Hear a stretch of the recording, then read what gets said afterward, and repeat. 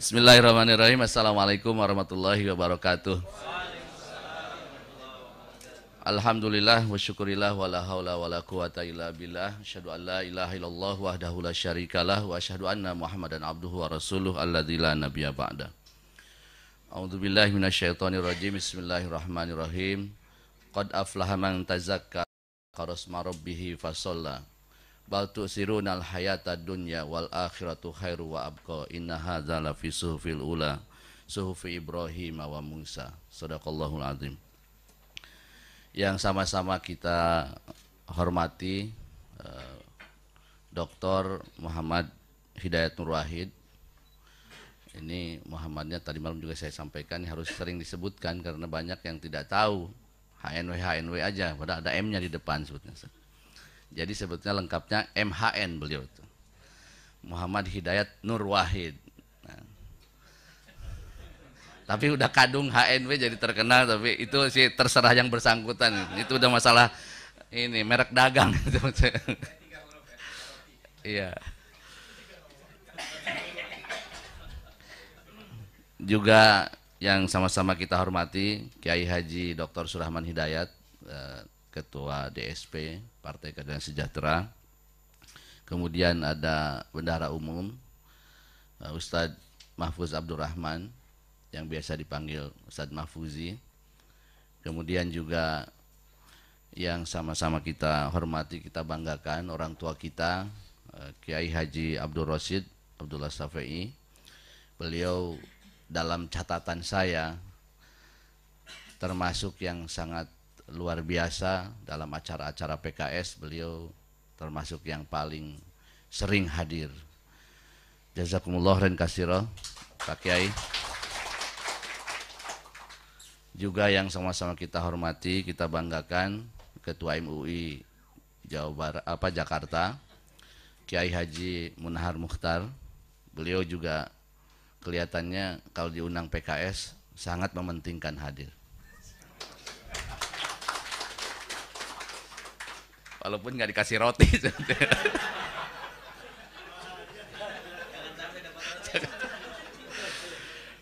Juga Pak Nur Mahmud Ismail, Presiden PK, yang sangat fenomenal beliau ya. Karena di awal-awal partai kita berdiri, ya waktu itu kita kesulitan mencari calon presidennya. Dan alhamdulillah Pak Nur Mahmudi menjadi Presiden Partai Keadilan ya, yang pertama ya. Kenapa? Ada. Berikutnya ada Pak Untung Wahono, itu Presiden PK juga. Pak Untung Wahono, kemudian Ustadz Hidayat Presiden PK juga. Setelah itu Pak Hidayat ini memang Presiden PK juga, Presiden PKS juga gitu.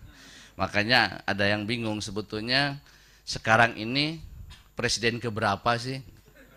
Saya sekarang ini presiden ke-9 dalam sejarah PK dan PKS. Tetapi orangnya cuma 8 karena Pak Hidayat menjadi presiden PK dan PKS.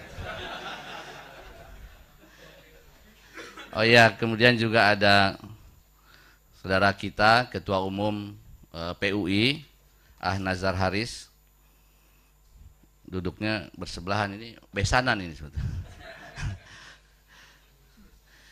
Alhamdulillah pada siang hari ini kita melaksanakan halal bihalal dalam program PKS. Halal bihalal ini merupakan puncak dari rangkaian Ansitoh Ramadan.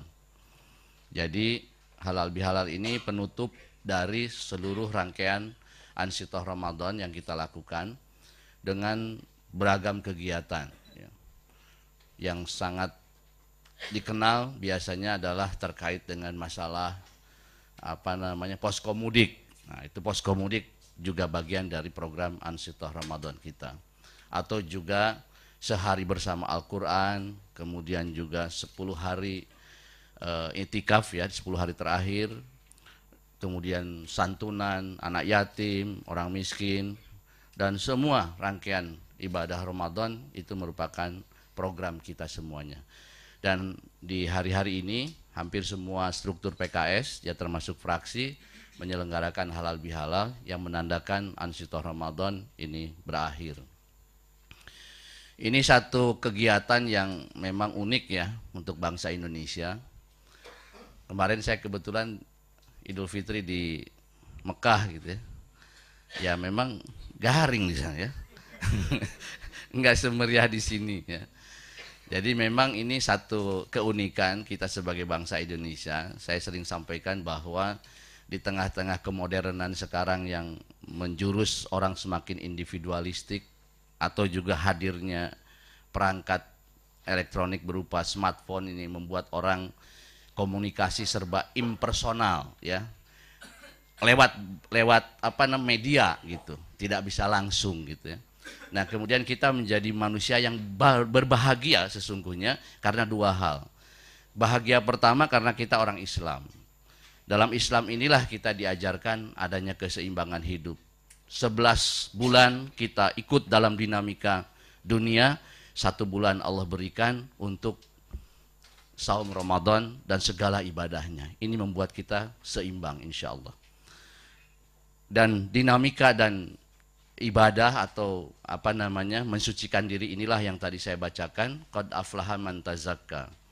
Jadi berbahagialah orang yang melakukan tazkiyah ya, di mana yang saya pahami tazkiyah itu dari beberapa buku, itu dimensinya itu adalah dimensi growth and purification ya. Jadi bukan hanya penyucian tetapi juga adalah dinamika mengembangkan diri, membangun diri. Itu adalah cakupan makna dari tazkiyah. Artinya seorang muslim sesungguhnya orang yang selalu dinamis ya di dalam kerangka pensucian diri, tetapi menjadi manusia yang selalu mawas diri dalam dinamikanya gitu. Inilah manusia yang disebut oleh Allah berbahagia tadi. Nah, yang kedua, kita beruntung juga karena kita menjadi bagian dari bangsa Indonesia.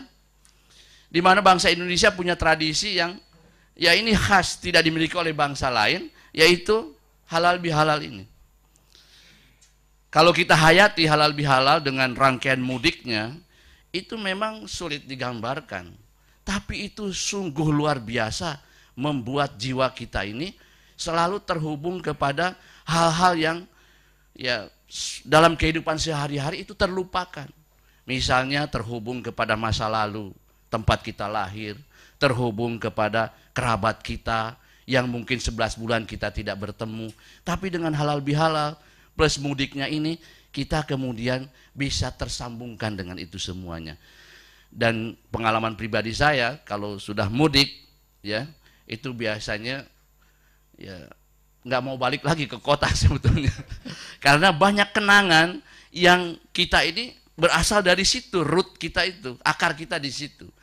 Nah, inilah yang membuat kita sebagai bangsa Indonesia insya Allah menjadi bangsa yang ya sangat beruntung sebagai muslim dan kemudian sebagai bangsa Indonesia yang punya tradisi luar biasa ini. Dan karena itu menghadapi kemodernan ini insya Allah ya kita tidak akan menjadi manusia-manusia yang tercerabut kemanusiaannya. Dan karena itu PKS, Pak Kiai, di dalam platform kita di PKS ini, PKS mengenal apa yang disebut dengan bagaimana membuat Islam ini bisa hidup di alam Indonesia dan di alam kemodernan. Itu yang kami sebut sebagai objektifikasi.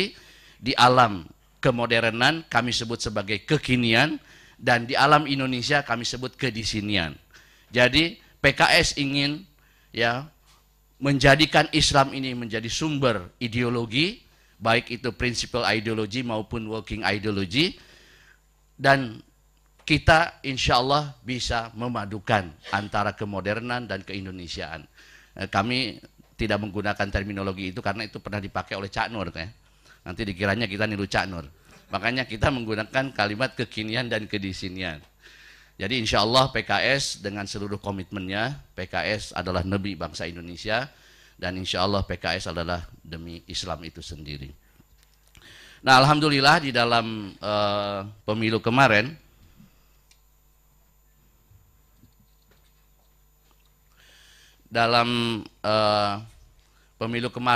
PKS alhamdulillah mendapatkan lonjakan suara sebesar 3 juta suara, berarti 35% dari suara kita 2014 lonjakannya ya. 2014 kita 8,5 juta, sekarang kita memperoleh angka 11,5 juta. Ini karunia dari Allah Subhanahu wa Ta'ala tentu saja, dan kita di PKS selalu mengatakan tidak ada satu single factor yang menyebabkan kenaikan ini, tetapi adalah multi factor. Jadi sekian banyak faktor yang membuat kenaikan ini. Pertama adalah bagaimana dukungan para habaib, alim ulama, ya, tokoh agama, terlebih ya mereka yang punya masa demikian banyak, kemudian memberikan endorsement ya dan berjuang bersama PKS. Kemudian juga umat ya, umat yang dalam beberapa tahun terakhir, bahasa saya sering katakan mengalami transformasi kesadaran politik. Ya, dulu umat ini hanya transformasi kesadaran ritual, ibadah umroh menjadi sesuatu yang rutin ya, digemari sekarang ini. Kemudian juga menghadiri majelis taklim luar biasa. Tetapi begitu ke bilik suara, tetap yang dipilih bukan partai Islam. Nah, tetapi dengan Pilkada DKI 2017 ya, itu umat mengalami juga kesadaran politiknya. Mereka mulai menjatuhkan pilihan kepada partai Islam. Dan salah satu di antara partai Islam itu adalah PKS. Jadi kita sangat berterima kasih kepada umat dan para ulama ya.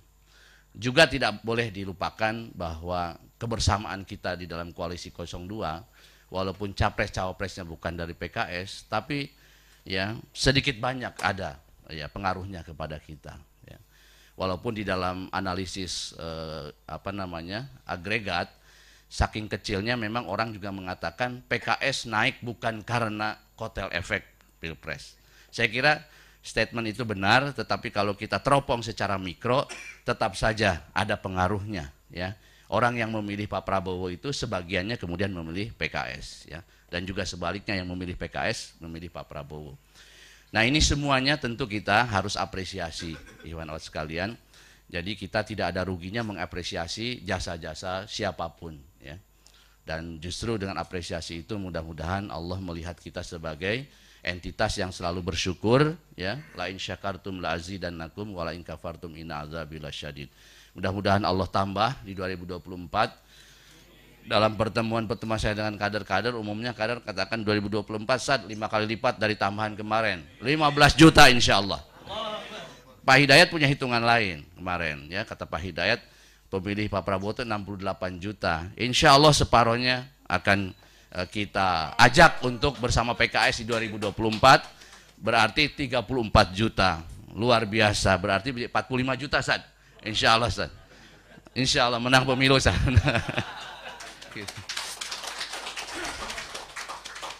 Ya tentu juga pasti peran dari kader-kader PKS dan struktur ya, ini juga membuat perolehan kita semuanya. Nah, tetapi saya ingin menyampaikan bahwa ya entitas-entitasnya ya seperti itu, alim ulama, habaib, umat, kader PKS dan sebagainya yang memberikan kontribusi. Tapi saya melihat ada ruh ya yang dibawa oleh PKS di dalam pemilu 2019 ini. Tentu ini bukan pada saat 2019 saja, tapi dari seluruh rangkaian ya gerak PKS saya melihat ada ruh di dalamnya. Ruh pertama adalah ruh militansi. Ya, ini saya kira sesuatu yang sangat luar biasa. Kami dari jajaran pimpinan tentu sangat mengapresiasi kepada seluruh kader PKS yang militansinya dalam forum apapun saya selalu mendapatkan rasa tersanjung saya, karena orang-orang melihat antum semuanya kader-kader PKS ini menjadi fenomenal ya sebagai ya kader partai yang sangat militan. Nah, ini militansi ini yang membuat kemudian banyak program PKS itu bisa berjalan dengan sangat luar biasa. Ya, misalnya ada flash mob Pak Kiai, itu flash mob kemarin itu kader PKS itu kalau lagi flash mob di pinggir jalan, hujan besar, perkiraan saya bubar Pak Kiai. Enggak, ternyata mereka malah terus senyumnya makin lebar juga. Jadi ini kalau nggak ada militansi nggak mungkin ya. Saya perhatikan ada dua kejadian partai lain meniru flashmobnya PKS, ya. Ternyata mereka sebentar juga hilang. Nah, yang kedua selain militansi adalah soliditas struktur, ya. Kita semua tahu ya 2019 ya tidak sepenuhnya kondusif sebetulnya bagi perkembangan PKS karena ada berbagai gangguan-gangguan lah di PKS ini. Tetapi karena soliditas antum semuanya, alhamdulillah ternyata kita bisa melewati itu dan kemudian Allah memberikan ya karunia-Nya kepada kita semuanya. Nah, ruh yang ketiga adalah ruh keberpihakan, ya. Alhamdulillah kemarin di program-program kita yang 4 janji kampanye itu merupakan program yang keseluruhannya itu adalah keberpihakan. Yang kita sebut PKS 8. P-nya adalah perlindungan ulama, ya, tokoh agama dan simbol-simbol agama. Itu undang-undang yang kita janjikan akan kita perjuangkan. Kemudian yang kedua K, ya. K ini adalah kendaraan bermotor roda 2, STNK-nya kita gratiskan.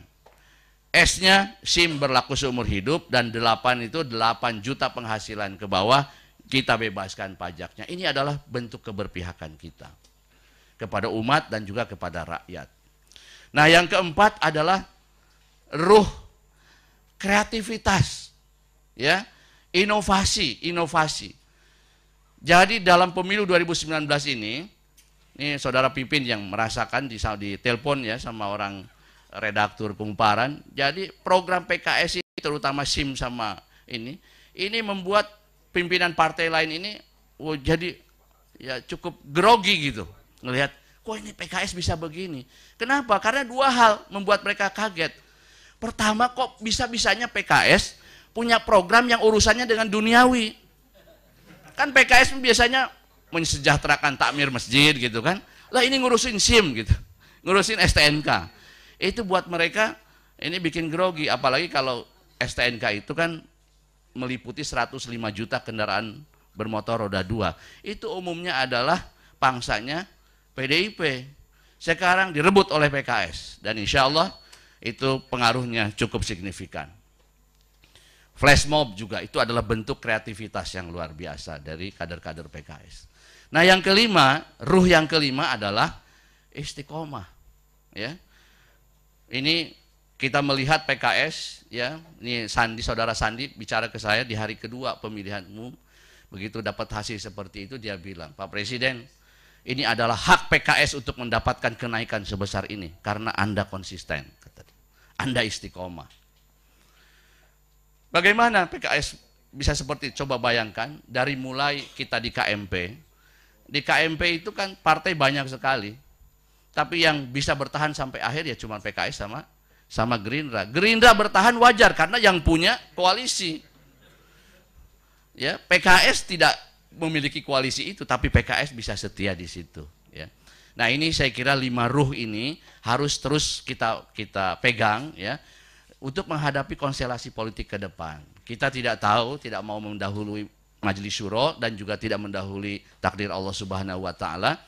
Ke depan ini bagaimana PKS? Apakah bergabung dengan pemerintah atau di luar? Ya, ini tentu kita tunggu ya Majelis Syuro. Tetapi dari bacaan saya, ini di ruangan ini saja ini, kayaknya saya nggak perlu nanya, semuanya pasti menghendaki di luar. Ya, ya, nggak ikut makan roti pokoknya. Ya. Nah, nanti Ustaz, Pak Kiai, di Majelis Syuro insya Allah di tahun ini kita akan mengadakan musyawarah Majelis Syuro. Itu 66 orang anggota Majelis Syuro itu, kalau menurut teropongan saya kayaknya sama dengan antum semuanya gitu keinginannya. Nah, jadi sebetulnya walaupun tidak mendahului tadi, tapi saya bisa menebak PKS di luar pemerintahan. Nah, tapi luar pemerintahan ini kan ada 2 kemungkinan, kita sendirian atau kita dengan yang lain. Ya, ya, betul kata Pak Matri Agung. Jadi saya kira kalau kita tetap bertahan pada 5 ruh yang tadi itu, militansi, soliditas, keberpihakan kepada umat dan rakyat, kemudian punya kreativitas, cerdas, dan terakhir istiqomah, saya kira kita akan bisa melewati sendiri atau bersama, insya Allah kita akan melewati itu dengan baik. Tapi saya ingin sampaikan pada antum semuanya bahwa dari komunikasi kita dengan partai-partai koalisi, saya kira saya punya keyakinan bahwa Gerindra insya Allah masih bersama kita di luar pemerintahan, ya. Tinggal ini nanti detik-detik terakhirnya nih Pak Kiai, ya. Nah, karena Pak Prabowo juga ditarik sana ditarik sini, ya. Tadi saya juga ngobrol dengan Pak Kiai Rashid bahwa Pak Kiai ini saya bilang harus sering banyak ya ngobrol dengan Pak Prabowo supaya Pak Prabowo ini kuat ya ininya, karena beliau itu orangnya baik banget Pak Prabowo itu. Jadi setiap ada orang yang punya memberi masukan, beliau itu sangat positive thinking selalu gitu. Nah saya kira mudah-mudahan beliau bisa tetap bersama kita. Tapi saya yang membuat saya lebih optimis itu adalah ya Pak Sandi ya. Pak Sandi saya melihat beliau sudah berulang kali ya di luar itu ya lebih mulia kata beliau ya. Jadi karena itu saya yakin di luar. Nah di luar atau apa namanya kita bersama atau sendirian, saya titip agar 5 hal tadi tetap menjadi spirit kita. Terlebih antum yang di DPR RI, antum menjadi etalase terdepan ya. Jadi pertahankan terus militansi sebagai kader PKS, kemudian juga pertahankan dan tingkatkan soliditas kebersamaan di dalam jamaah, di dalam hizb ini ya. Kemudian yang ketiganya tadi selalulah ya kita berbicara tentang keberpihakan kepada umat, kepada rakyat. Yang keempat, jadilah pengeritik yang cerdas, yang inovatif, yang kreatif, bukan pengeritik yang asal bunyi ya. Insya Allah ini akan dilihat oleh publik. Dan yang terakhir adalah kita berjalan secara istiqomah ya. Kalau 5 ruh ini ada, saya yakin seyakin-yakinnya banyak pihak yang akan bersimpati kepada PKS. Ini saya ceritakan sedikit kemarin di acara ICMI, itu yang hadir majoritinya emak-emak. Dan ternyata itu emak-emak pendukung Pak Prabowo semuanya. Mereka mendekati saya, itu semuanya membisikkan, Pak Presiden, PKS terus di luar pemerintah dan kami bersama PKS, kata mereka. Yang bikin saya tercengang itu adalah ketika saya tanya satu persatu, Ibu rumah di mana? Ah, saya di Pondok Indah. Kan kalau rumah di Pondok Indah dan benar-benar di perumahan Pondok Indah ya, itu kan sudah jelas. Saya tanya yang lain, Ibu profesi apa? Saya dokter spesialis. Jadi ini adalah kelas menengah ke atas. Dan kelas menengah itu, kalau kita mau menarik simpati mereka, mereka itu tidak perlu uang. Bahkan bila perlu mereka akan menyumbang kepada kita ya. Jadi kalau kita selalu mengatakan kita sulit ya menarik pemilih karena kita tidak punya uang, sesungguhnya ada segmen besar yang tidak perlu uang, yaitu kelas menengah itu. Kelas menengah ini bisa dibeli dengan 5 ruh tadi insya Allah. Melihat militansi, soliditas, keberpihakan, kemudian juga kreativitas dan istiqomah mereka insya Allah bersama kita. Nah mudah-mudahan ya tebakan Pak Hidayat kita 45 juta nanti mudah-mudahan tercapai ya. Kalau saya awalnya ya paling saya bilang mungkin 25 gitu. Ternyata Pak Hidayat lebih progresif dari saya. Mudah-mudahan doa Pak Hidayat yang dikabulkan insyaallah. Amin ya rabbal alamin. Wallahul muwaffiq ila aqwamit thoriq. Assalamualaikum warahmatullahi wabarakatuh.